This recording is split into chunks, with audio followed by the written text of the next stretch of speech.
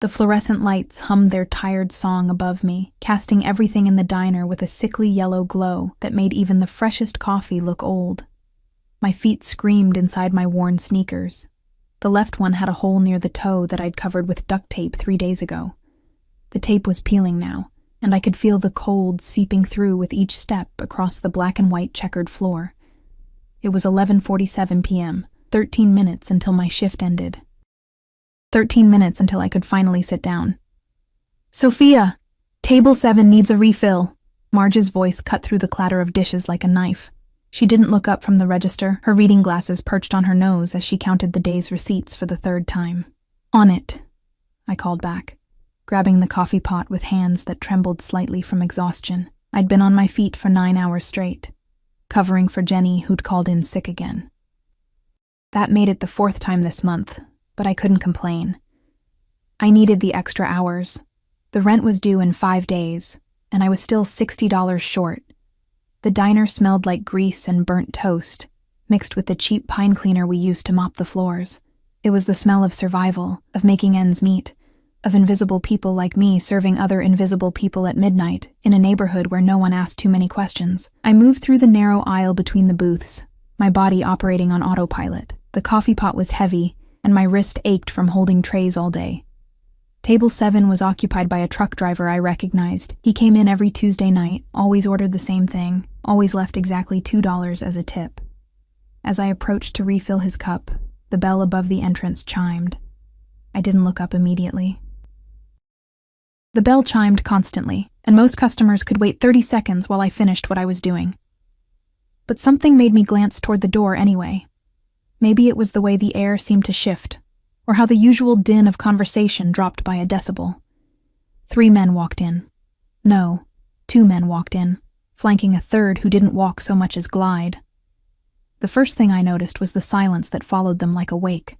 The second thing was the suits, expensive, perfectly tailored, the kind that cost more than I made in 6 months. The 2 flanking men were broad-shouldered and alert, their eyes scanning the diner with the practiced efficiency of security personnel or bodyguards. But it was the man in the center who made my breath catch. He was tall, with dark hair styled with deliberate casualness, touched with silver at the temples that only made him more striking. His face was all sharp angles and controlled power, a jaw that could have been carved from marble, lips pressed into a line that suggested he rarely smiled. His suit was charcoal gray, his shirt so white it almost hurt to look at, and as he moved, I caught the glint of expensive cufflinks catching the fluorescent light. He didn't belong here. None of them did. The scent reached me even from across the room. Something woody and expensive, cologne that probably cost more than my monthly rent. It cut through the grease and pine cleaner like a blade through butter. "Sophia, you gonna pour that coffee or just hold it?" The truck driver's voice snapped me back to reality. My hands shook as I poured, and I nearly overfilled his cup. "Sorry," I mumbled, setting the pot down and grabbing a rag to wipe the small spill. When I straightened, I found myself looking directly at the man in the center. He'd chosen a booth, the corner one with the ripped vinyl seat that we kept meaning to repair. His 2 companions remained standing, one near the door, one near the booth, their positions strategic, protective. His eyes met mine, and I felt it like a physical touch. They were dark, so dark they were almost black, and they held an intensity that made my pulse stutter. He didn't smile, didn't acknowledge me beyond that single searing look. Then his gaze moved on, dismissing me as easily as he'd noticed me. I was invisible again. "I'll take their order," Marge whispered, suddenly beside me. Her voice was tight, and when I glanced at her, I saw something I'd never seen before. "Fear, you go clean, table 4, but it's my section. Now, Sophia." Her hand gripped my elbow, surprisingly strong. "Trust me on this." I wanted to argue, but the look in her eyes stopped me. Marge had owned this diner for 23 years. She'd seen things, survived things in this neighborhood. If she was scared, there was a reason. So I went to table 4, cleared away abandoned plates, and tried not to watch the corner booth. Tried and failed. Marge approached them with her order pad, her usual confident swagger replaced by something careful, almost deferential. I couldn't hear what they said, but I saw her nod, write something down, hurry back toward the kitchen without meeting anyone's eyes. The next 20 minutes crawled by. The three men sat in that booth, and the entire diner seemed to revolve around them like planets around a dark star. Conversations continued, but quieter. People ate their meals faster, paid their bills, left. By the time Marge brought out their order, 3 coffees, nothing else, we were down to half our usual midnight crowd. I was wiping down table 9 when I heard it. The screech of tires, the horrible crunch of metal on metal, the scream. Everyone rushed to the windows. Outside, under the flickering streetlight, a car had jumped the curb and slammed into a lamppost, but it was the small figure lying motionless on the sidewalk that made my heart stop. A child. A little boy, maybe 7 or 8 years old, wearing pajamas covered in cartoon characters. I didn't think. My body moved before my brain could catch up. The diner door slammed open as I ran outside, my feet pounding against the cold pavement. Behind me, I heard shouting, but it was distant, underwater. The boy wasn't breathing. I dropped to my knees beside him, my hands already moving through the motions I'd learned years ago in a CPR class I'd taken at the community center. Check for consciousness. Check for breathing. Start compressions. "Someone call 911, I screamed. But my eyes never left the boy's pale face. His skin was cold. Too cold. My hands pressed against his small chest. 1, 2, 3, 4. Counting in my head, trying to remember the rhythm. 30 compressions. 2 breaths. 30 compressions. 2 breaths. "Come on," I whispered. "Come on, baby, breathe." The world narrowed to just this. The feel of his ribs under my palms, the desperate hope that I wasn't too late, the prayer I didn't know I was making. Then I felt it. Hands grabbing my shoulders, trying to pull me away. Strong hands, insistent. "No." I shook them off, continuing compressions. "He's not breathing." "Miss, step back." A deep voice, authoritative. "I'm not stopping until—" The boy coughed. It was the most beautiful sound I'd ever heard. He coughed, gasped, and then his eyes fluttered open, confused, scared, but alive. Alive. I sat back on my heels, my whole body shaking. My hands were trembling so badly I had to press them against my thighs. Distantly, I heard sirens approaching. "You saved him." The voice came from behind me, and when I turned, I found myself looking up into those dark, intense eyes. The man from the booth was crouched beside me now, close enough that I could see the fine lines around his eyes, the shadow of stubble along his jaw. Close enough to smell that expensive cologne mixed with something else. Cigarette smoke, leather, danger. He wasn't breathing. My voice cracked, and suddenly I was crying, hot tears streaming down my face as the adrenaline crashed through my system. "You saved my son." His voice was softer now, but no less intense. He reached out, and his hand cupped my face with shocking gentleness, his thumb brushing away a tear. His skin was warm, his touch careful, as if I might break. His son. The boy was his son. "Sir, we need to check him." One of the bodyguards approached, but the man, the father, held up a hand without looking away from me. "What's your name?" he asked. "Sophia." It came out as barely a whisper. "Sophia Torres. Sophia." He repeated it like a prayer, like something precious. His hand was still on my face, and I knew I should pull away, but I couldn't move. I owe you a debt I can never repay. The ambulance arrived then, paramedics rushing toward us. The moment broke. His hand fell away from my face, and he stood, his attention shifting to his son. I watched as he scooped the boy into his arms with a tenderness that seemed at odds with everything else about him. The expensive suit, the bodyguards, the aura of controlled violence that surrounded him like armor. The paramedics tried to take the boy, but he wouldn't let go of his father, small hands clutching at that perfect suit with fingers that left dirty smudges on the pristine fabric. The man didn't seem to care.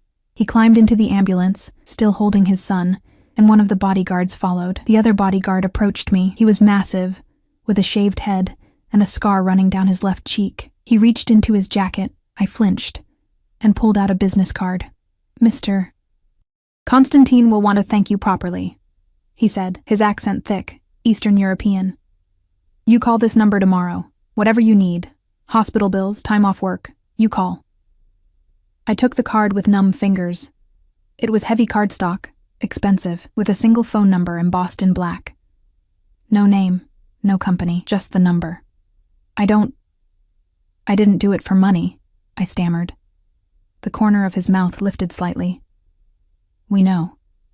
That's why he'll want to thank you. Then he was gone, climbing into a black Mercedes that I hadn't even noticed parked across the street. The ambulance pulled away, sirens wailing, and the Mercedes followed. I stood there on the cold sidewalk, still shaking, still crying, the expensive business card clutched in my hand like a lifeline, or a death sentence. When I finally walked back into the diner, Marge was waiting. Her face was white. Do you know who that was? She asked. I shook my head. Dmitri Konstantin. She said the name like it explained everything.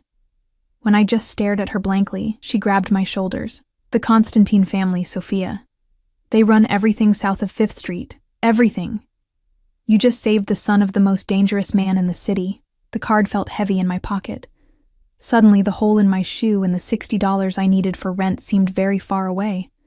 I'd saved a life tonight, but looking at the fear in Marge's eyes, I wondered if I'd just destroyed my own. I didn't sleep that night. I sat on the edge of my narrow bed in my studio apartment, staring at the business card until the numbers blurred together. The radiator clanked and hissed in the corner, barely putting out enough heat to fight the January cold seeping through the single-pane window.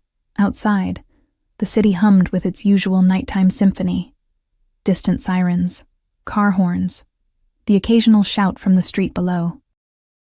My hands had finally stopped shaking around 3 a.m., but my mind wouldn't quiet. Dmitri Konstantin.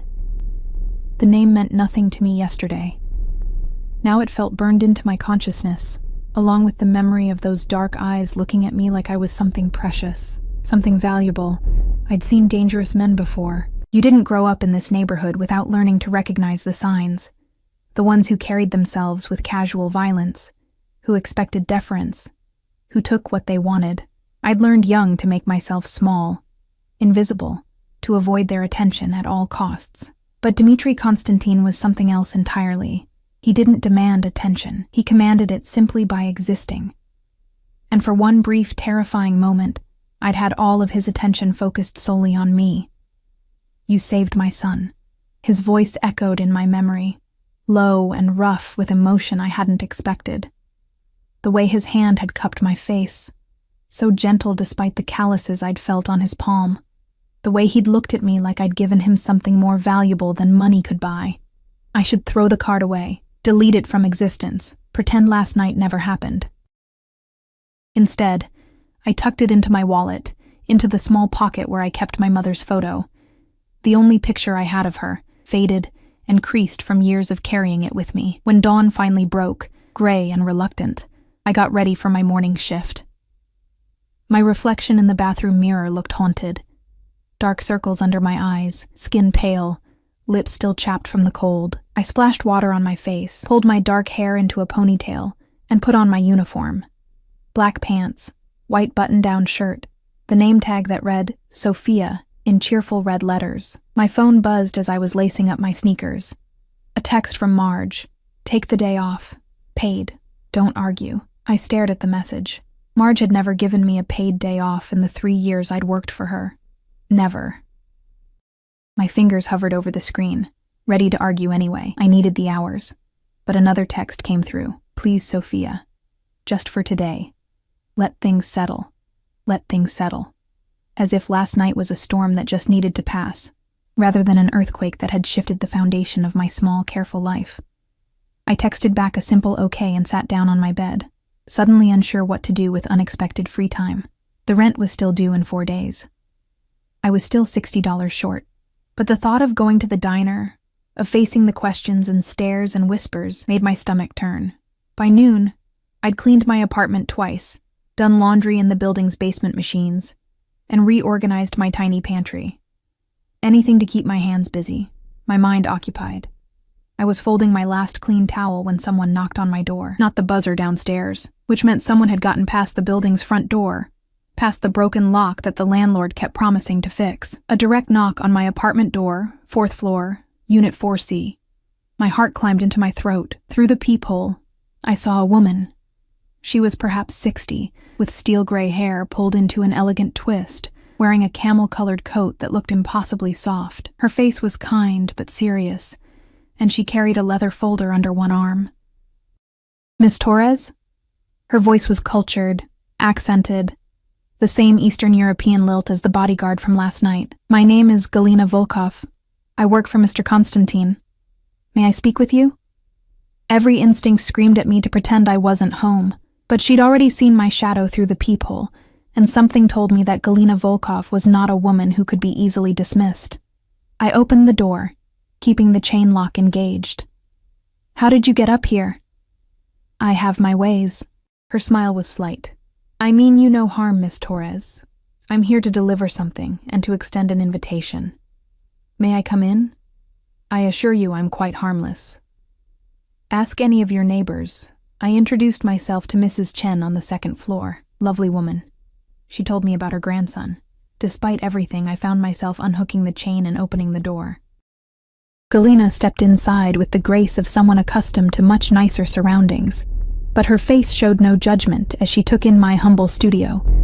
The threadbare couch I'd found on the street and reupholstered myself, the kitchenette with its ancient appliances, the bed in the corner with its faded quilt. "Please sit," I said, gesturing to the couch, suddenly mortified by the contrast between her obvious wealth and my poverty. She sat, setting her leather folder on the coffee table, a piece of plywood balanced on milk crates that I'd covered with a tablecloth. "First, let me thank you on behalf of the entire Constantine family for what you did last night. Alexei is Mr. Constantine's only child, his most precious treasure. You gave him back his son's life." Alexei. The little boy had a name now, an identity beyond the pale face and cartoon pajamas. "How is he?" I asked, sitting in the mismatched armchair across from her. "Recovering well, thanks to you. The doctor said if you hadn't acted so quickly." She paused, and I saw genuine emotion flicker across her composed features. "You saved him, Miss Torres, and the Constantine family does not forget its debts." She opened the leather folder and withdrew an envelope. Cream-colored, heavy paper, sealed with what looked like actual wax. She set it on the table between us. "This is for you, Mr. Constantine wanted to ensure you were compensated for missing work and for any expenses you might have incurred." I didn't touch the envelope. "I didn't do it for money. We know." Galina's smile was warmer now, which is precisely why Mr. Constantine insists. "Please, Miss Torres, open it." With trembling fingers, I broke the seal and withdrew a check. My eyes went to the amount, and the world tilted. $50,000. I can't... My voice came out strangled. "This is too much. It's what his son's life is worth to him," Galina said firmly. "And honestly, Miss Torres, it's insultingly little, but Mr. Constantine thought a larger amount might frighten you." I stared at the check, at the elegant signature at the bottom. Dmitri Constantine. The same handwriting that had probably signed God knows what other documents, business contracts, orders, perhaps even death warrants. "There's more," Galina continued. "Mr. Constantine would like to invite you to dinner tomorrow evening, to thank you properly, in person.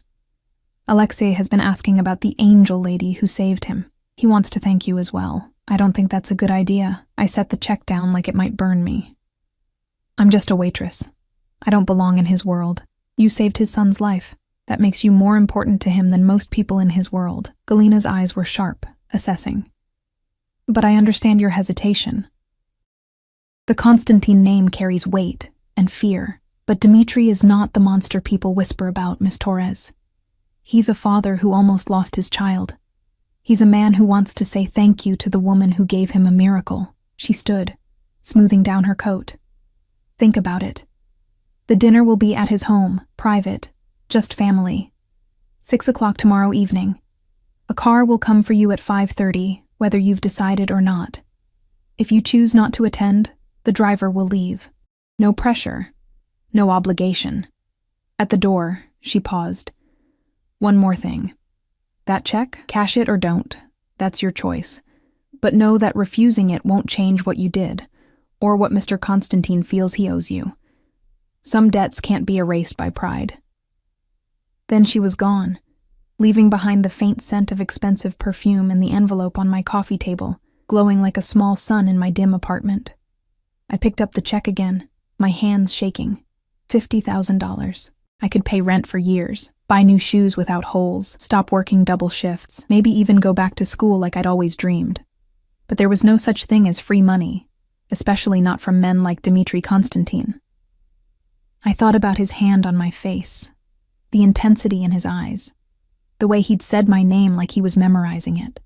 I thought about the little boy, Alexei, clutching his father's suit with dirty hands, and how Dmitri hadn't cared about the expensive fabric, only about his son being alive. I thought about the bodyguards, the Mercedes, the fear in Marge's eyes, and I thought about how, for one moment last night, I hadn't been invisible. The next day and a half passed in a fog of indecision. I went to work.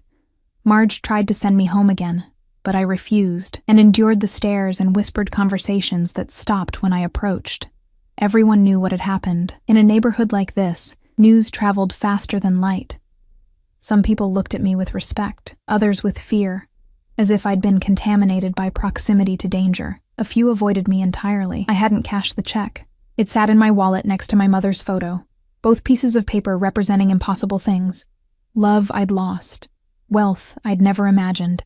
By 5:15 p.m., the following evening, I was pacing my apartment in the only nice outfit I owned, a navy blue dress I'd bought from a thrift store for a job interview years ago. It was simple, modest, slightly too big in the shoulders. I'd paired it with my least worn flats and attempted to do something with my hair beyond a ponytail. The result was still obviously cheap, obviously borrowed from a life that wasn't mine. But it was the best I could do. At 5:28 p.m., I stood at my window and watched a Rolls-Royce pull up to the curb below. It was midnight blue, gleaming under the streetlights, so out of place on this broken street that it might as well have been a spaceship. A driver emerged, tall, broad-shouldered, wearing a suit and cap. He looked up at my building, patient, unhurried. I had 2 minutes to decide. The check in my wallet seemed to burn against my skin. The memory of Dmitri's eyes, of his gentle touch, of his son's pale face coming back to life under my hands, all of it swirled together into a momentum I couldn't fight. I grabbed my coat, threadbare, patched at the elbows, and headed downstairs before I could change my mind. The driver opened the door as I approached. He was the same bodyguard from the hospital, the one with the scar. Up close, he was even more intimidating. "Miss Torres," he said, with a small nod that might have been respect. "I'm Victor. Mr. Konstantin sent me to escort you." The interior of the Rolls-Royce was another world entirely. Leather seats soft as butter, warm air that smelled faintly of cedar, tinted windows that made the streets outside look like a different city. There was even a small bar, bottles of expensive liquor secured in custom holders. I sat with my hands folded in my lap, afraid to touch anything. As Victor pulled away from the curb, I watched my building disappear in the side mirror, the cracked steps, the graffitied walls, the life I'd always known shrinking into the distance. I was driving toward Dmitri Konstantin's home, toward his world, toward the most dangerous man in the city who looked at me like I'd given him everything that mattered, and I had absolutely no idea if I'd made the right choice or a fatal mistake. The city transformed as we drove. The crumbling buildings and potholed streets of my neighborhood gave way to tree-lined avenues, then to gated communities with manicured lawns that probably cost more to maintain than I made in a year. Victor drove in silence, his eyes occasionally flicking to the rearview mirror. Not to look at me, I realized, but to check if we were being followed. The thought sent ice down my spine. We drove for 40 minutes, leaving the city entirely. The houses grew larger, farther apart, hidden behind stone walls and iron gates. Old money lived out here, the kind of wealth that didn't need to announce itself. And apparently, new money too. The dangerous kind that bought its way in with cash and fear. Victor turned down a private road, stopped at a gate that opened silently at our approach. The driveway beyond was lined with lights, winding through landscaped gardens still green despite the January cold. Then the house came into view, and my breath caught. It wasn't ostentatious, no gold columns or marble statues. But it was massive, all clean lines and modern architecture. Glass and stone blended into something that looked like it belonged in a magazine. Warm light glowed from the windows, making it seem almost welcoming. Almost. Victor opened my door, and the cold night air rushed in, carrying the scent of pine and something flowering that shouldn't bloom in winter. My legs felt unsteady as I stepped out onto pristine pavement. "This way, Miss Torres." Victor gestured toward the entrance, where another man in a suit stood waiting. More security, I realized. How many people did Dmitri Konstantin employ just to keep himself safe? The front door opened before we reached it. A woman stood there, Galina, wearing an elegant black dress that made my thrift store outfit feel even more inadequate. But her smile was warm, genuine, as she reached out to take my hand. "Sophia, I'm so glad you came. Mr. Konstantin is with Alexei, but they'll be down shortly. Come, let me take your coat." I shrugged out of my patched coat, watching as Galina handed it to yet another staff member without a flicker of judgment. The interior of the house was breathtaking. High ceilings, original art on the walls, furniture that looked both expensive and actually comfortable. But it was warm, lived in. I could see a child's drawing stuck to the refrigerator visible through the doorway to what must be the kitchen. A pair of small sneakers kicked off near the stairs. A home, not just a house. The realization surprised me. "Nervous?" Galina asked kindly, guiding me toward what looked like a sitting room. "Terrified," I admitted, then immediately regretted my honesty. She laughed, a rich sound that eased some of the tension in my chest. "Good. That means you're smart. But you don't need to be frightened, not here. You're a guest, and... Papa, she's here. The angel lady is here." The small voice came from the stairs, high-pitched with excitement. I turned and saw him, Alexei, very much alive, barreling down the stairs in flannel pajamas covered in rockets and planets. His dark hair was messy, his face flushed with health and enthusiasm. Behind him, moving with controlled urgency, was Dmitri Konstantin. He looked different than he had at the diner. Still imposing, still powerful, but softer somehow. He wore dark slacks and a white shirt with the sleeves rolled up, no tie, the top button undone. His hair was slightly disheveled, as if small hands had been running through it, and his face, that stern, controlled face, was transformed by the slightest smile as he watched his son race toward me. "Alexei, slow down," he called, but there was no real command in it, only affection. The boy skidded to a stop in front of me, his dark eyes, so like his father's, wide with wonder. "You saved me," he said, his voice filled with awe. "Papa said you made my heart start again. Like magic." I knelt down so I was at his level, my own heart twisting at the sight of him healthy and happy. "Not magic," I said softly. "Just something anyone would have done." "No." Dimitri's voice closer now. I looked up to find him standing right behind his son, one hand resting protectively on the boy's shoulder. "Not anyone. Most people would have waited for the ambulance. You didn't hesitate." Our eyes met, and I felt it again. That intensity, that focus that made me feel like the only person in the world. He was looking at me the way he had that night. But there was something else now, something that made my pulse quicken for reasons that had nothing to do with fear. "I'm glad he's okay," I managed, standing back up. The movement brought me closer to Dmitri, close enough to catch his scent. Different cologne tonight, something with bergamot and cedar. But underneath it, that same hint of danger, of barely controlled power. "Okay? I'm great." Alexei grabbed my hand with the unself-conscious affection of a child who'd decided I was a friend. His small hand was warm, trusting. "Papa says you're having dinner with us. Do you like chicken, Mrs. Petrov makes the best chicken, and she made cake. Chocolate cake because I asked her to. Because Papa said we have to give you whatever you want because you saved my life. Alexei." Dimitri's voice was gentle, but firm. "Let Miss Torres breathe." "It's Sophia," I said, surprising myself. "You can call me Sophia." Dimitri's eyes darkened slightly, and I realized he was pleased. "Sophia," he repeated, and the way he said my name, low, careful, like he was tasting it, sent heat through my body that had nothing to do with the warmth of the house. Dinner was surreal. We ate in a formal dining room that could have seated 20, but the table had been set for just the three of us at one end, creating an intimacy that felt both natural and impossible. Alexei sat between his father and me, chattering constantly about school, his friends, a new video game he wanted. Dmitri listened with obvious love, occasionally correcting his son's table manners with patient firmness, but mostly just watching him with an expression that made my chest ache. This was a man who would burn the world down for his child. I could see it in every glance, every protective gesture, and when he looked at me, which he did, often, with an intensity that made my skin warm, I saw something else. Gratitude, yes, but also curiosity. Interest. Papa almost never eats with me, Alexei confided, leaning toward me conspiratorially.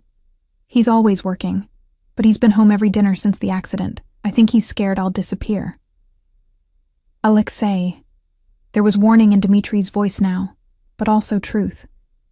His jaw tightened slightly, the only sign of the emotion underneath his controlled exterior. It's okay to be scared, I said softly, looking at Dmitri rather than his son. When someone we love is in danger, fear is natural.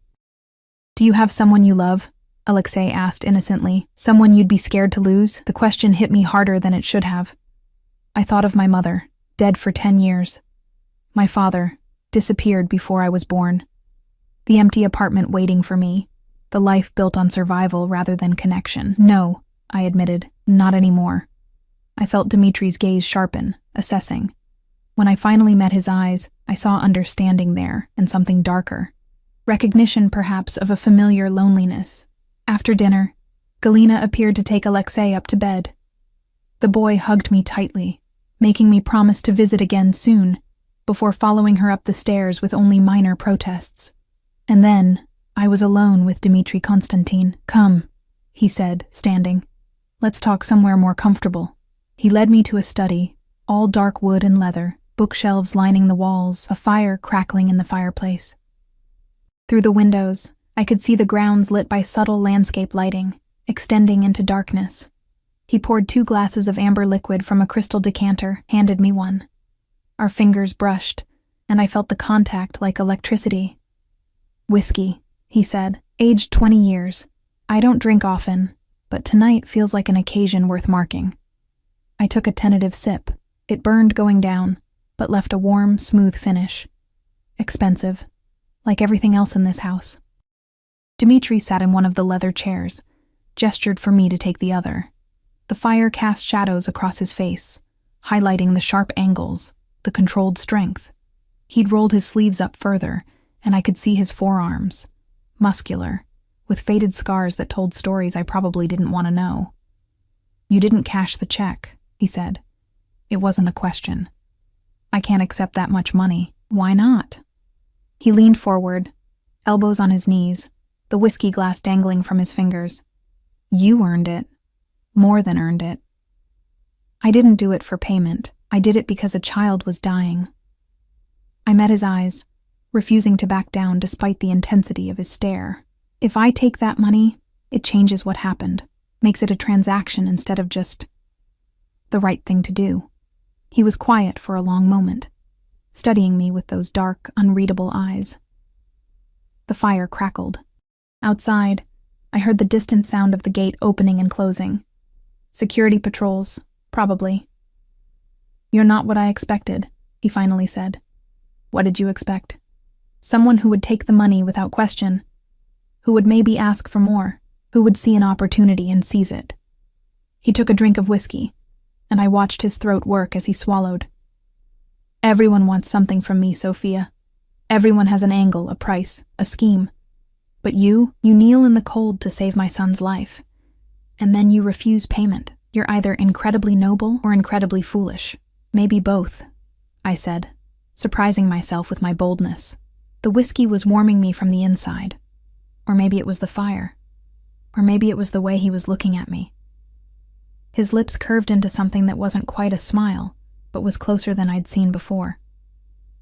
You should be afraid of me. I am, I admitted. but I'm also here. Why? He set down his glass and stood, moving closer. Not threatening, but deliberate. Why did you come tonight when you could have stayed away? When staying away would have been safer, smarter. I stood too, refusing to let him tower over me even though he was nearly a foot taller. Because your son asked to see me. Because he called me his angel lady, and I couldn't disappoint a child who almost died. Just for Alexei? He was very close now, close enough that I could see the flecks of gold in his dark eyes, the faint lines at their corners, close enough to feel the heat radiating from his body. I don't know, I whispered. Honest, despite every instinct screaming at me to lie, to protect myself. I don't know why I'm really here. His hand came up slowly, giving me time to move away. When I didn't, he cupped my face just as he had that night on the sidewalk. Gentle, careful, like I was something precious that might break. His thumb brushed across my cheekbone, and I felt myself lean into the touch before I could stop myself. Sophia Torres, he murmured, my name a caress in his deep voice. What am I going to do with you? Before I could answer, before I could even process the question, footsteps sounded in the hallway. Dmitri stepped back smoothly, his hand falling away, his expression shifting back to controlled neutrality so quickly I almost wondered if I'd imagined the moment. Victor appeared in the doorway. Sir, you have a call. It's urgent. Dmitri's jaw tightened. I'll take it in the other room. He looked at me, and frustration flickered across his features. Sophia, I apologize. This will only take a few minutes. He left, Victor following, and I was alone in the study with my racing heart and the ghost of his touch still warming my skin. I moved to the windows, pressing my forehead against the cool glass. What was I doing? This was insane. Dmitri Konstantin wasn't just dangerous. He was lethal. A man who commanded fear with his mere presence, who had security teams and urgent calls in the middle of dinner parties, who lived behind gates and walls for reasons I was probably better off not knowing. But he was also a father who loved his son fiercely, a man who'd held his dying child and looked at me like I'd given him back his reason for breathing. And when he touched me, I didn't feel invisible anymore. I was still standing at the window when I heard raised voices, muffled, coming from another room. I shouldn't eavesdrop. I should stay right here, mind my own business. But then I heard Dmitri's voice, sharp with barely controlled rage. I don't care what he wants. He stole from me, betrayed me, and now he dares to make demands? Find him. Bring him to me. I want to look him in the eyes when The sentence cut off abruptly. I stepped back from the door, my heart pounding. This was his world, not the warm house or the chocolate cake or the father reading bedtime stories. This was the reality, violence, vengeance, power, wielded without mercy. And I was standing in the middle of it, wearing a thrift store dress and cheap shoes, completely out of my depth. When Dmitri returned 5 minutes later, his face was a mask of control, but I could see the tension in his shoulders, the dangerous glint in his eyes. I'm sorry, he said. Business. It's unavoidable in my line of work. What exactly is your line of work? I asked, even though I wasn't sure I wanted the answer. He looked at me for a long moment. Import and export, he finally said, which was obviously a lie. Various business interests.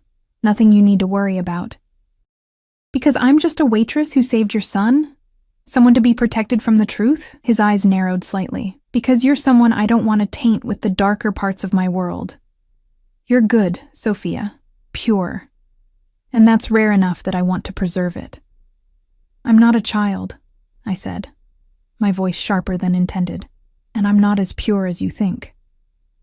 I've seen plenty of darkness in my neighborhood. I've just never had the power to be the one causing it. Something flickered in his expression. Surprise, maybe, or respect. He moved closer again, and this time there was something predatory in it. Something that made my pulse race for entirely different reasons than fear. You think you understand my world? His voice was low, dangerous.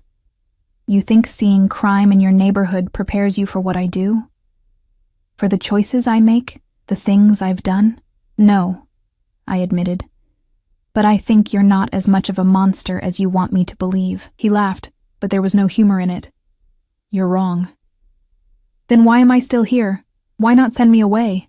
Let Victor drive me home. Forget this ever happened. I stepped closer to him, driven by something reckless and self-destructive. You could have just sent the check and been done with your debt. But instead, you invited me here. You had me meet your son. You're standing close enough to touch me but holding yourself back. Why? His control cracked just for a second. I saw it in the way his hands clenched at his sides, the way his breathing changed, because from the moment you knelt on that sidewalk to save my son, you've been the only thing I can think about, because you looked at me like I was human, not a monster. Because when I touch you, I remember what it feels like to want something that isn't built on fear or power or obligation. The confession hung between us, raw and honest. Then his phone buzzed, and buzzed again. He closed his eyes briefly, and when he opened them, the moment was gone, locked behind walls of control. Victor will drive you home, he said, his voice formal now, distant. Thank you for coming tonight, for being kind to Alexei, for... He stopped, shook his head. Thank you. He was dismissing me, sending me away before this, whatever this was, could go any further. I should have been relieved. Instead, I felt something close to devastation. Victor appeared again, as if summoned by telepathy. I followed him out of the study, down the hallway, past Galina, who pressed a small package into my hands, leftover cake, dear, and out into the cold night air. The Rolls-Royce waited, warm and safe and ready to take me back to my real life. I looked back at the house once before getting in. Dmitri stood in the doorway, backlit by the warm interior light, watching me leave. Even from this distance, I could feel the weight of his gaze. I'd come here thinking I was just thanking a grateful father, accepting a simple dinner invitation. I was leaving knowing I'd stepped into something far more complicated, far more dangerous. And God help me, I wanted to step even deeper. 3 days passed like a fever dream. I cashed the check, not because I'd changed my mind about accepting payment, but because my landlord had started leaving eviction notices on my door, and pride didn't keep a roof over my head. The bank teller's eyes had widened when she saw the amount, then narrowed with suspicion until she verified the check was legitimate. I'd walked out with a cashier's check for $50,000 burning in my purse like stolen goods. I paid my rent for the next year in advance, bought new shoes, actual comfortable ones meant for standing all day, got my apartment's heater fixed, put the rest in a savings account, and tried not to think about where the money had come from, or the man who'd signed it. Tried and failed. Dmitri Konstantin haunted my thoughts. The way he'd looked at me in his study, the confession that had spilled from his lips before duty pulled him away. You've been the only thing I can think about.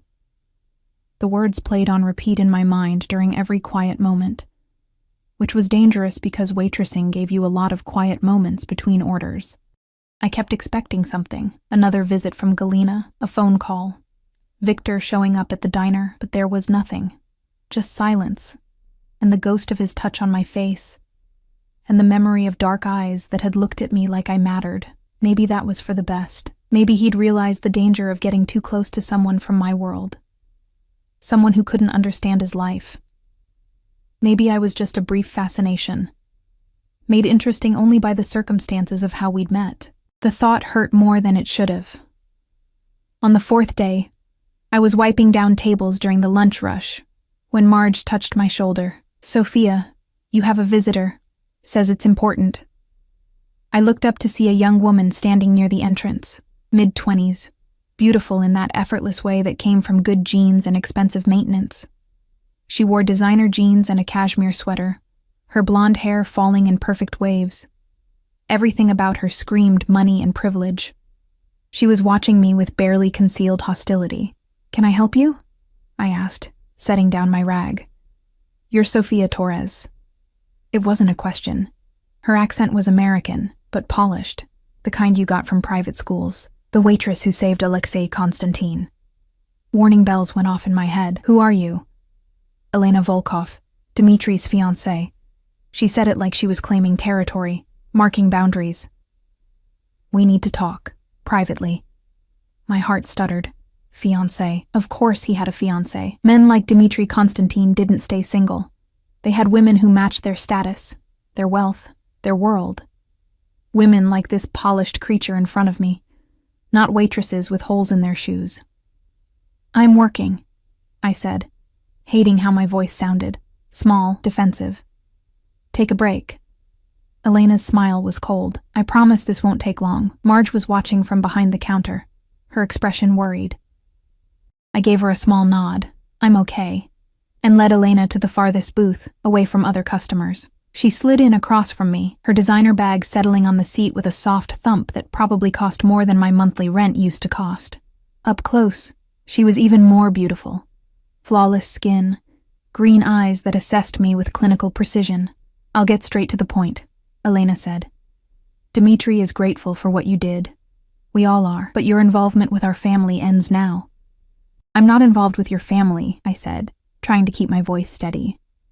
"I saved a child's life, that's all." "Is it?"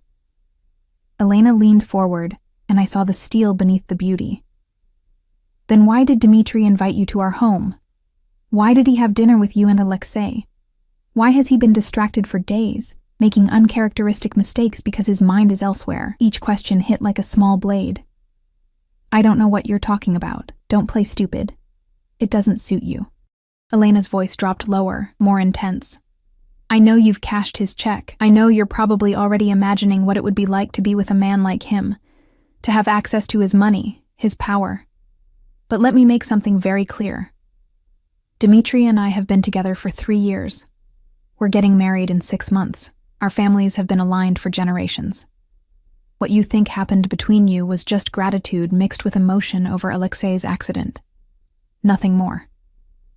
"I never said anything happened between us," I managed, but my face was burning. "You didn't have to. I can see it written all over you." Elena's smile was pitying now, which was worse than the hostility. "You're not the first woman to develop feelings for him, and you won't be the last. Dimitri is magnetic, powerful, protective. Exactly the kind of man women like you dream about. But he belongs to a world you'll never understand, with rules you can't even imagine. And more importantly, he belongs to me." She reached into her bag and pulled out her phone, scrolled through photos, then turned the screen toward me. Images of her and Dimitri. At galas, at restaurants, her hand on his arm, his hand on her waist. In one photo, they were dancing, and she was looking up at him with obvious adoration. In another, they were at what looked like a family gathering, Alexei sitting on Dimitri's lap, while Elena stood behind them, her hand possessive on Dimitri's shoulder. A family. They looked like a family. "We have a life together," Elena continued, putting her phone away. "A future planned. Children we're going to have. Alexei adores me. I've been in his life since he was 4 years old. His mother died when he was a baby, and I've been the closest thing to a mother he's known." Each word was a precision strike, designed to hurt. And it was working. "So here's what's going to happen," Elena said, her voice hardening. "You're going to stay away from Dimitri and Alexei. No more dinners, no more visits. If he contacts you, you'll politely decline. You'll go back to your life, and we'll go back to ours, and in return, you get to keep the money and walk away unharmed." "Unharmed?" The word came out sharper than I intended. "Is that a threat?" "It's a reality check." Elena stood, smoothing down her sweater. "Dimitri is a dangerous man, Sophia. The people in his world don't play by normal rules. You saved his son, which buys you some protection, but that protection only extends so far. Cross certain lines, and even gratitude won't save you." She pulled out a business card, expensive stock, embossed lettering, and set it on the table. "My number. If he contacts you, call me. I'll handle it. Consider this conversation a courtesy, one woman to another. I could have made this much uglier." Then she was gone, leaving behind the faint scent of expensive perfume and the wreckage of something I hadn't even realized I'd been hoping for.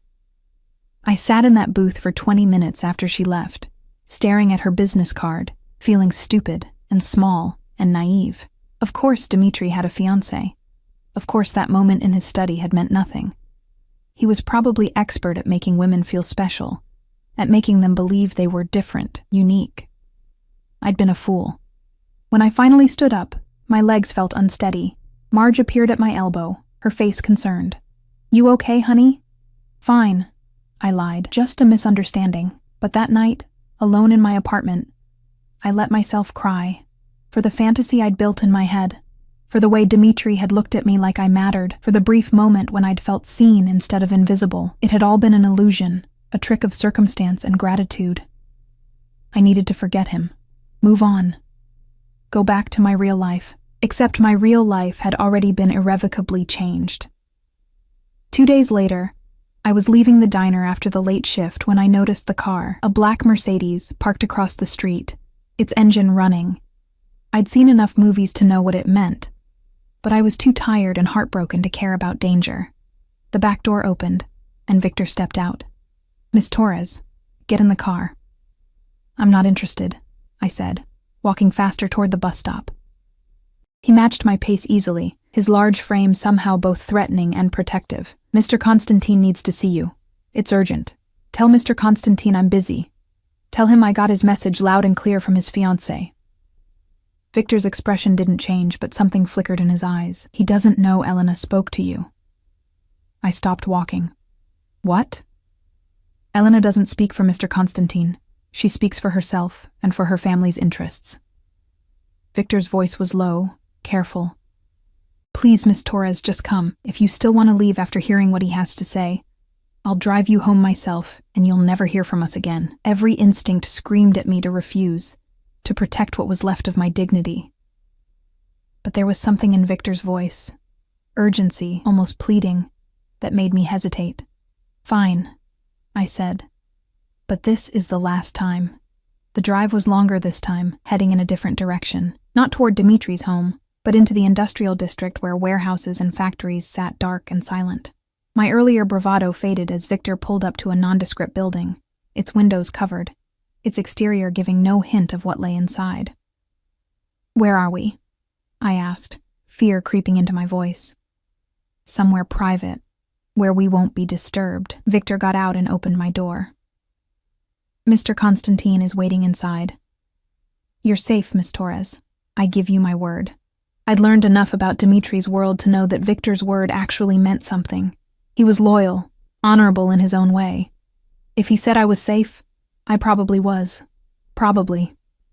The interior of the warehouse had been converted into something unexpected. A boxing gym. Heavy bags hung from chains. A ring dominated the center. Weights and equipment lined the walls. The air smelled of sweat and leather and determination. And in the ring, shirtless and glistening with perspiration, was Dimitri Constantine. He was hitting a heavy bag with controlled fury, each punch precise and powerful. I could see the play of muscles across his back and shoulders, the scars that marked his skin, some old and faded, others more recent. This was a man who'd fought, who'd bled, who'd survived things that would have destroyed softer people. He hit the bag one more time, then stopped, his chest heaving. He knew I was there. I could tell by the way his shoulders tensed, but he didn't turn around immediately. "Victor, leave us," he said, his voice rough. Victor hesitated. "Sir, now." The door closed behind Victor, and I was alone with Dimitri in this cavernous space. Slowly, he turned to face me, and the intensity in his eyes made my breath catch. He looked different here, rawer, more dangerous. The polished businessman, the controlled father, those were masks. This was something closer to his truth. "Elena came to see you," he said. It wasn't a question. "Yes." "And she told you to stay away from me, that we're engaged, that I belong to her." He grabbed a towel, wiping sweat from his face and chest, but his eyes never left mine. "What else did she say?" "That I'm a fool for thinking our dinner meant anything. That you were just grateful, emotional. That I should take the money and disappear from your life." My voice was steadier than I felt. Was she wrong? Dimitri threw the towel aside and climbed out of the ring with lethal grace. He moved toward me, and I forced myself to stand still even as every instinct screamed at me to run, not from fear, from self-preservation, because the way he was looking at me was going to destroy me. "Elena Volkov is many things," he said, stopping just inches from me. "Beautiful, intelligent, connected to powerful families. Our fathers arranged our engagement years ago. a strategic alliance to strengthen business ties. She's been patient, waiting for me to set a date, playing the role of devoted fiancé. So she was telling the truth. The words tasted bitter. She was telling her truth, not mine. His hand came up, fingers grazing my jaw with the gentleness that contrasted so sharply with the violence I'd just witnessed. I never agreed to marry her, Sophia. I never proposed, never gave her a ring, never made promises I had no intention of keeping. Our families assumed, arranged, decided, but I didn't. Then why does she think? Because I allowed it. Because refusing outright would have meant war between our families, and I had bigger problems to deal with. Because it was easier to let people believe what they wanted than to fight about it. His thumb brushed across my lower lip, and I couldn't stop the shiver that ran through me. Until you. Me? It came out as barely a whisper. From the moment you saved Alexei, everything changed. I couldn't stop thinking about you, this woman who gave me back my son without expecting anything in return. Who looked at me without fear, without calculation, just honestly. Who cried on a cold sidewalk because you cared whether a stranger's child lived or died. He was so close now I could feel the heat radiating from his body, could see the rapid pulse at his throat. Do you know what you've done to me, Sophia Torres? You've made me want things I thought I'd given up on. Made me believe that maybe I could have something real. Something not built on alliances and strategy and power plays. I'm a waitress, I said, even as I leaned into his touch. I live in a studio apartment in the worst part of town. I have nothing to offer you. You have everything. His other hand cupped my face now, holding me like I was infinitely precious. You're the first person in years who's made me feel human instead of like a weapon everyone wants to point in their preferred direction. Elena said. I don't care what Elena said. His voice dropped to something almost feral. She doesn't get to decide what I want. She doesn't own me, no matter what our families arranged, and she sure as hell doesn't get to drive you away by making you think you mean nothing to me. Do I? I needed to hear it, needed him to say it clearly. Mean something to you? You terrify me, he admitted, his forehead dropping to rest against mine. Because you make me want to be better than what I am. Because every time I see you, I want to keep you, protect you, claim you as mine in a way that's probably unhealthy and definitely dangerous. Because for the first time in my life, I'm willing to start a war over a woman. His lips were so close to mine, his breath warm against my skin. Tell me you don't feel it too. Tell me I'm imagining this connection between us. Tell me you want me to take you home and never contact you again. Tell me, Sophia, and I'll let you go. I should have said it.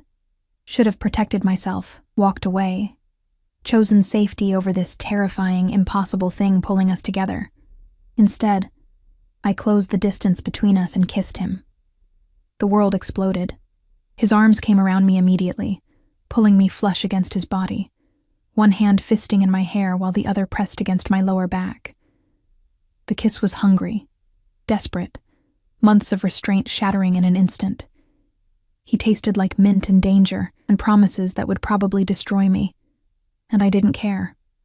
When we finally broke apart, both breathing hard, his eyes were almost black with desire. You need to understand something, he said, his voice rough. If we do this, if we cross this line, there's no going back. I'm not a good man, Sophia. I've done things that would make you run screaming. I have enemies who would love to use you against me. My world is violent and unforgiving, and once you're part of it, there's no safe way out. I know. Do you? His hand tightened in my hair, not quite painful, but possessive. Because Elena was right about one thing. I am dangerous. Not just to my enemies, but to everyone close to me. Alexei's mother died because of me. Because someone wanted to hurt me and she was the easiest target. I couldn't protect her. What makes you think I could protect you? The confession cracked something open in him, and I saw the guilt. The fear he kept buried under all that control. Maybe I don't need protecting, I said softly. Maybe I need someone who sees me as strong enough to make my own choices, even dangerous ones. He studied my face for a long moment, then pulled back slightly. Elena will make your life hell. Her family will push back. The people in my organization who support the alliance will see you as a threat. And I—" He paused, his jaw tight. "I will be demanding, possessive, probably suffocating. I've never been good at sharing what's mine." "I'm not yours yet," I pointed out, even though my heart was racing at the claim in his words. His smile was dangerous, predatory. "Yes, you are. You have been since the moment your hands pressed against my son's chest and brought him back to life. I just didn't want to admit it, because admitting it meant accepting that I'd found something worth fighting for. Worth killing for. The casual way he said it should have frightened me. Instead, it sent heat pooling in my stomach. "What happens now?" I asked. "Now?" He pulled me back against him, his mouth finding the sensitive spot just below my ear. "Now I break an engagement that never should have existed. Now I deal with the consequences. And there will be consequences. Now I make it very clear to everyone in my world that you're under my protection, that touching you means declaring war on me." He pulled back to look at me, and the intensity in his eyes was almost overwhelming. "And now, Sofia Torres, I'm going to make you mine in every way that matters. Unless you want to run." I should have run. Should have chosen safety, normalcy, a life that didn't involve mob bosses and possessive declarations and kisses that felt like falling off a cliff. Instead, I wrapped my arms around his neck and whispered, "I'm not running." His answering smile was fierce, triumphant, and utterly terrifying. And then he kissed me again, and I stopped thinking altogether. The next 3 weeks were a hurricane. Dimitri didn't waste time with subtlety. The morning after our night in the warehouse, where we'd talked until dawn, kissing between confessions, learning each other's scars, he called Elena and ended their arrangement. I wasn't there for the conversation, but Victor told me later that it had been brutal. Elena had screamed, threatened, promised that her family would retaliate. Dimitri had been unmoved. He told her that some things were worth going to war over, Victor said. Something like respect in his voice as he drove me home that morning, and that you were one of them. The fallout was immediate and vicious. Elena's family, the Volkovs, were old-money Russian aristocracy who'd rebuilt their empire in America through legitimate business fronts and not-so-legitimate backroom deals. They'd been counting on the alliance with the Constantines to expand their territory, and Dimitri's rejection was a public humiliation they couldn't ignore. Within days, I had security. Not just Victor, but a rotating team of 3 men who followed me everywhere, to work, to the grocery store. Even sitting in the diner during my shifts, Marge nearly had a heart attack the first time they showed up, but Dimitri called her personally and explained that my safety was non-negotiable. "Those men stay, or Sofia doesn't work here anymore," he'd told her, his tone brooking no argument. "Your choice." Marge had taken one look at my face, seeing something there I hadn't wanted to admit, and agreed. The threat started on day 4. A brick through my apartment window with a note. "Stay away from what doesn't belong to you." Dead flowers left at the diner's entrance. Anonymous calls to my phone with nothing but breathing on the other end. Dimitri's response was swift and terrifying. 2 of the Volkovs' warehouses burned down in mysterious fires. 3 of their key distributors suddenly decided to switch allegiances. The message was clear. Touch what's mine, and I'll destroy everything you've built. I should have been horrified by the violence done in my name. Instead, some dark part of me felt protected, claimed, worth fighting for. "You're insane," I told Dimitri one night, standing in his study while he reviewed reports from his men. "Starting a war over a waitress you barely know." He looked up from the papers, his dark eyes intense. "I know everything about you, Sofia. I know you put yourself through community college while working 3 jobs. I know your mother died of cancer when you were 15, and you've been alone ever since. I know you send money to St. Mary's Children's Hospital every month even though you can barely afford it, because a nurse there was kind to your mother in her final days." My breath caught. "How—" "I made it my business to know." He stood, moving around the desk toward me with that predatory grace that made my pulse race. "And I know that you're brave enough to save a dying child without hesitation, stubborn enough to refuse payment for doing the right thing, and strong enough to walk into my world with your eyes open despite knowing how dangerous it is." His hands cupped my face, tilting it up to meet his gaze. "So no, I'm not starting a war over a waitress I barely know. I'm starting a war over the woman who makes me believe I could be more than just a monster in an expensive suit. The woman I'm falling in love with. The confession stole my breath. Dimitri. I know it's too soon. I know you're not ready to hear it. His thumb brushed across my lips. But I've never been patient about getting what I want. And I want you. All of you. Your smiles and your sharp tongue and your ridiculous nobility. Your past and your present and whatever future you'll let me have. You're right, I whispered. It is too soon. This is crazy. We've known each other for less than a month. And yet here you are, in my home, letting me start wars for you, kissing me like you're drowning and I'm air. His smile was dark, knowing. Tell me you don't feel it too. Tell me this is just gratitude or fascination or some temporary insanity that will pass. I couldn't. Because despite the insanity, despite the danger, despite every logical reason to run, I was falling too. Falling for the way he was with Alexei, patient and loving and fiercely protective. Falling for the moments of vulnerability he showed only to me, the confessions whispered in the dark. Falling for the man beneath the monster, the one who looked at me like I was his salvation. I feel it, I admitted. God help me. I feel it too. His kiss was possessive, claiming, full of dark promise. And I kissed him back with equal hunger, knowing I was signing myself over to something beautiful and terrible and completely irreversible. The war with the Volkovs escalated over the next 2 weeks. More property damage on both sides. 2 of Dimitri's men ended up in the hospital, one with a broken arm, another with a concussion. The violence was controlled, strategic, each move designed to apply pressure without triggering all-out bloodshed. But everyone knew it couldn't last. It has to end, Galina told me one afternoon, her usually composed face drawn with worry. We were in Dimitri's kitchen while Alexei was at school, and she was teaching me to make pelmeni, Russian dumplings that were apparently Dimitri's favorite. The other families are getting nervous.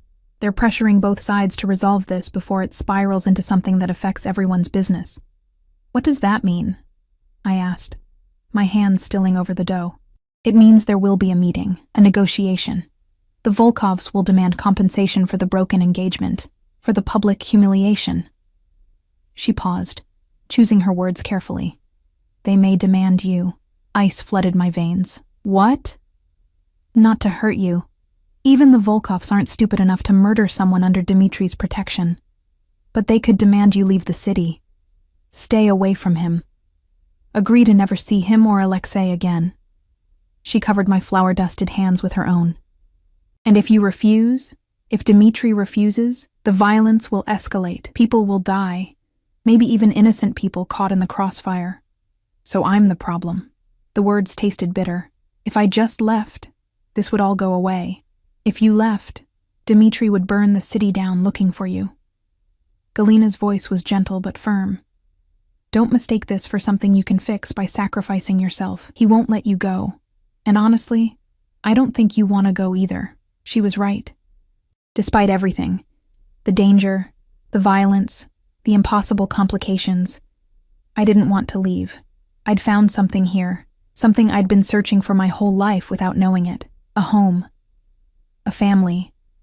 A man who looked at me like I was his entire world. The meeting happened 3 days later. Dimitri didn't want me there, but I insisted. This is about me, I argued. I deserve to be part of the conversation. We compromised. I would attend, but remain silent, letting Dimitri and his advisors handle the negotiations. Victor and 2 other guards would stay close, and at the first sign of real danger, they'd get me out. The meeting took place in neutral territory, a private room in an upscale restaurant owned by one of the old Italian families who'd been mediating the conflict. The room was elegant, windowless, with a long table and chairs that probably cost more than a car. The Volkovs arrived first. Elena looked stunning in a blood-red dress, her blonde hair perfectly styled, her face a mask of cold fury. Her father was with her, Mikhail Volkov, silver-haired and distinguished, with eyes like chips of ice. 2 bodyguards flanked them. Then Dimitri arrived, and the temperature in the room dropped 10 degrees. He wore a black suit that made him look like death in designer clothing, his face utterly expressionless. I sat beside him, Victor standing behind my chair like a sentinel. The mediator, an elderly Italian man named Don Caruso, opened the proceedings.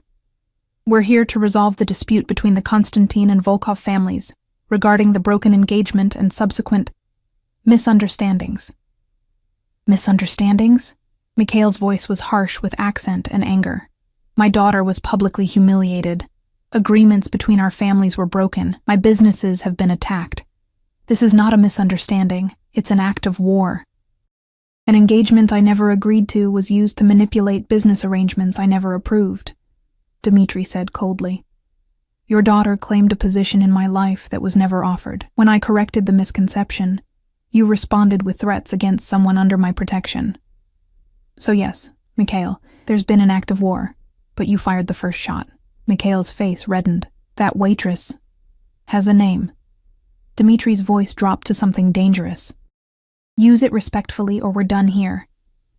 The tension was suffocating. Elena was staring at me with undisguised hatred, while her father looked like he wanted to leap across the table. Don Caruso raised his hands placatingly. Gentlemen, please, we're here to find a solution that satisfies both parties. He looked at Mikhail. What compensation would the Volkov family find acceptable? Mikhail leaned back, his expression calculating. Return what was promised. Marry my daughter. Unite our families as was always intended. The girl...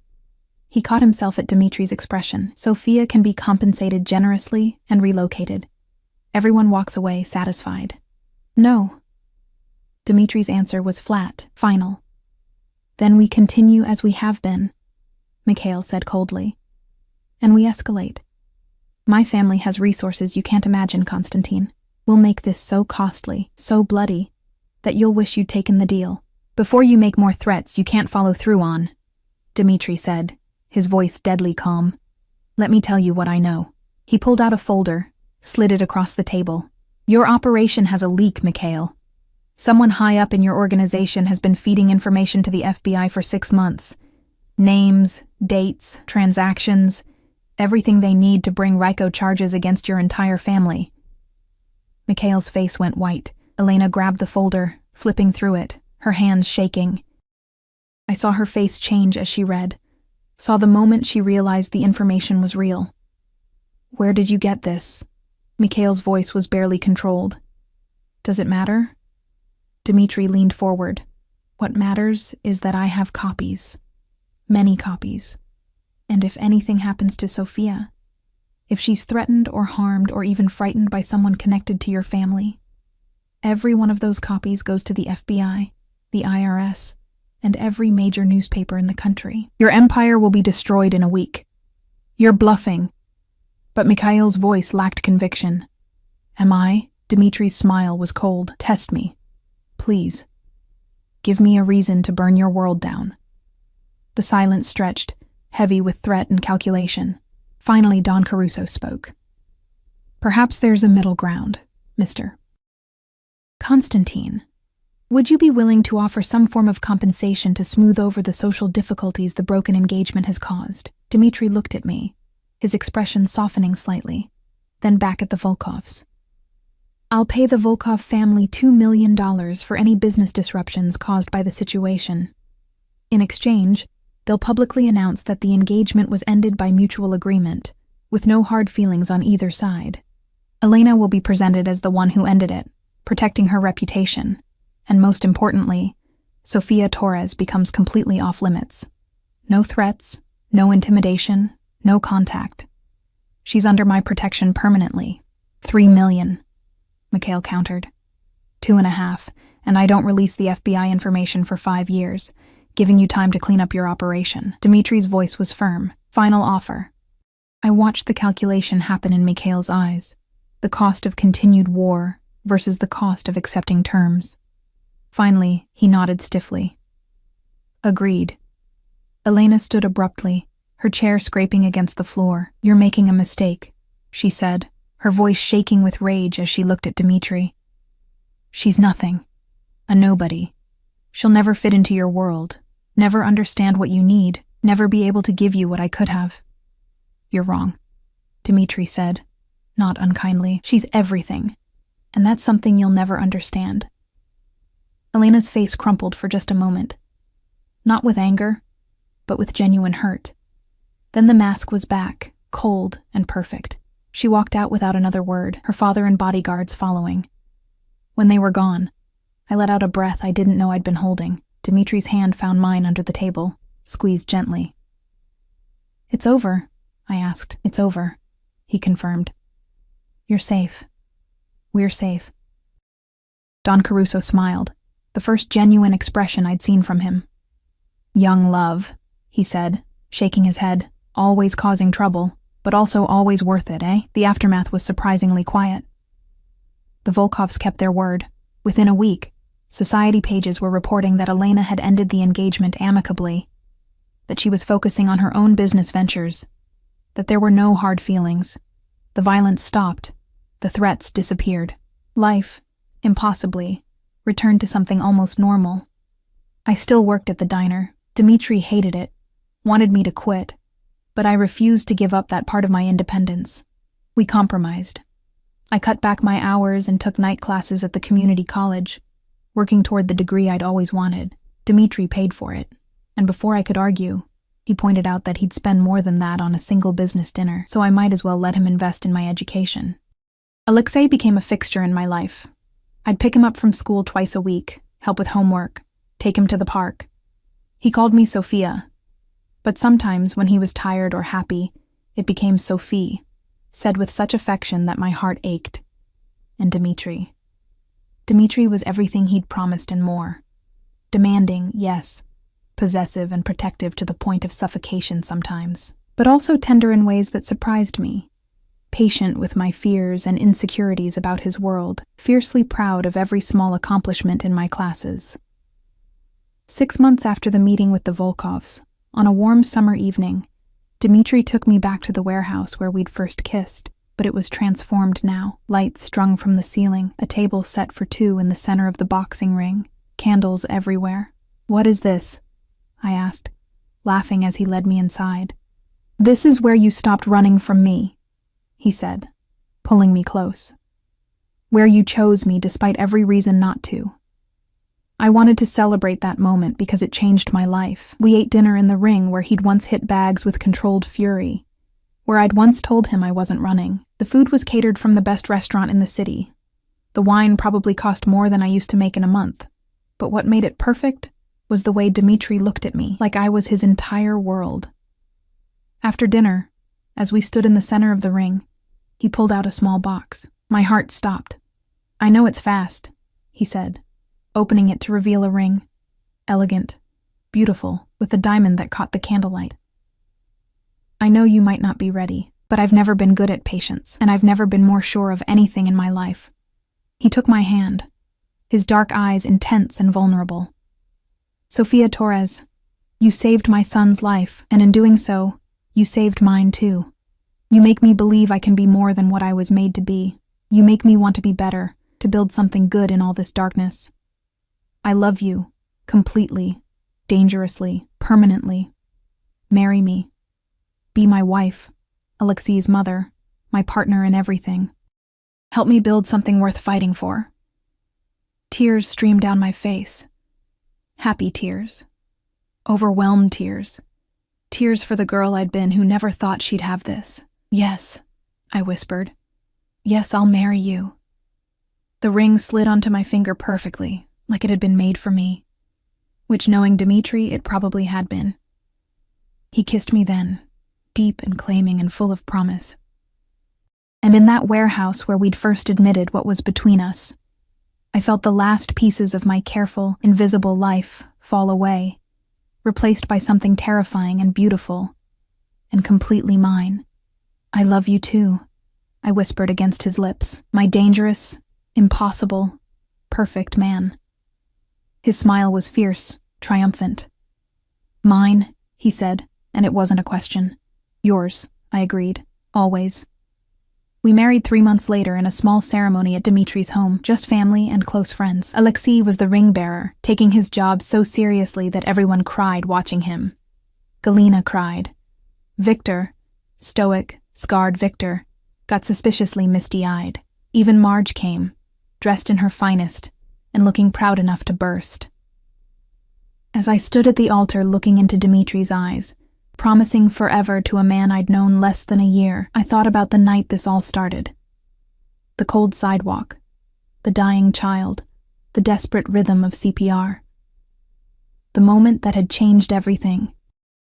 I'd gone to work that night expecting nothing more than sore feet and small tips. I'd missed work to save a life, never imagining it would lead to this. To love. To family. To a man who'd burned the world down to keep me safe. Dimitri's hand squeezed mine as the officiant pronounced us married, and when he kissed me, I tasted his love, his promise, his absolute certainty that we were meant for this. Mrs. Constantine, he whispered against my lips, and my heart soared. Mr. Constantine, I whispered back, smiling through happy tears. Our life wouldn't be normal. There would always be danger, always be the weight of his world pressing in. But we'd face it together, building something good in the darkness, proving that love could bloom even in the most unlikely places. And as Alexei crashed into both of us, wrapping his small arms around our legs and shouting, "We're a real family now," I knew with absolute certainty that I'd made the right choice. The waitress who'd saved a life had found one worth living. And the dangerous man who'd thought he was beyond redemption had found his salvation in a woman who'd seen past the monster to the man beneath. We were home,